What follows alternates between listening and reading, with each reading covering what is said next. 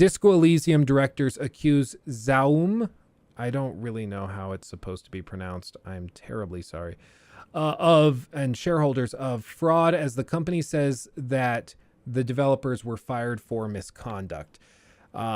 This will kind of give you a quick breakdown of everything that went down. In October of 2022, Disco Elysium editor Martin Luja, maybe, shared that key members of Zaum, including lead writer and designer Robert Kurvitz, who's a tremendous writer, really, really talented guy, writer Helen Hinpier, and lead of art and designer Alexander Rostov, had left the company in an, quote, involuntary manner, unquote.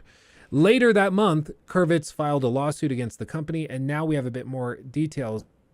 It's like actually a little insane. So what they said is, quote, as soon as they became shareholders, which is referring to these guys, Ilmar Kompis and Tonis Havel, maybe, possibly, I'm not sure.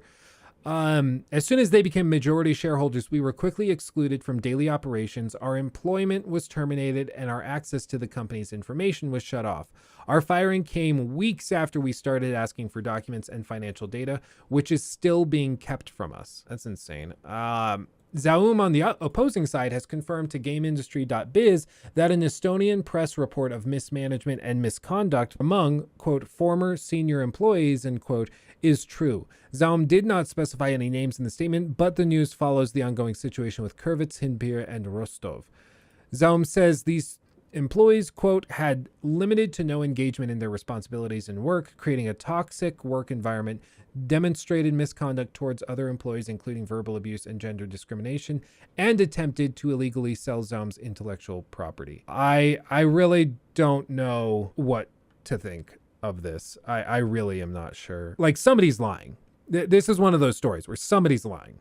There's no mix up here. Like, both sides are saying directly opposing things, and there's no explanation other than somebody is grossly misleading and misrepresenting the truth. I don't know. It could be, I mean, the other option is that it's a mixture of things. Like, it could be that they were pushed out to take over their intellectual property by these new majority shareholders, but the majority shareholders saw that there was gender discrimination and a toxic work environment and things, and they said, ooh, perfect, we can use that, and push them out for that reason, and then we benefit from it.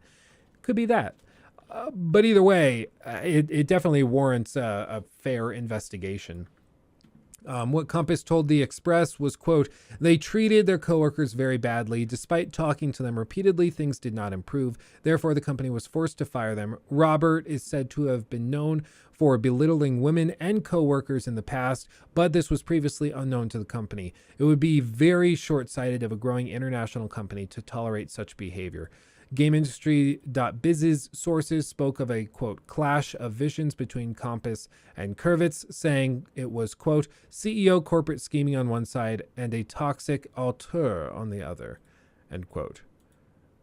Which, I mean, this could be the explanation for the whole event. As horrible and disappointing as it is, I mean, it could very well be the case that this guy, just Robert Kurvitz, is a talented artist and really, you know, a phenomenal writer and visionary, but that he's just a toxic person. And maybe the success of this game went to his head and he's turned into a bit of a monster. You never know. But this is one of those things where the allegations being made against him are pretty serious on the part of the company. And the allegations from Robert to the company are pretty severe, saying that they basically worked and conspired to kick him out. You know, that is a hefty accusation as well. And like I said, somebody's lying. So, like, either he's being toxic and these guys sort of harbored toxicity within their company and discriminated and did bad things, or they didn't. That's a consideration. Like, boom, either yes or no. Well, it wasn't as bad as they made it out to be. It's still bad. Like, you still shouldn't do it. That's bad. And either the corporate guys conspired to kick him out or they didn't. And they just were kind of forced to kick him out. Who knows? I mean, I would think These guys, having developed a game that scored like a 9.6 from IGN and is one of the best RPGs of the last decade, you would think that that company, Zelm, would want them to continue working for them and would want them to continue producing this stuff. You know, you would think that that would be the case. So for them to push out the creator that could potentially make them a ton more money seems like a weird thing to do. So who knows? Who knows what it's going to be? But as this plays out, we're going to hear more and more. It's just really sucky that all of this crap had to get in the way, because it's why we can't have nice things. You know, we get a phenomenal out of nowhere RPG like Disco Elysium, and then this crap comes out from it. It's just disappointing. It's just disappointing.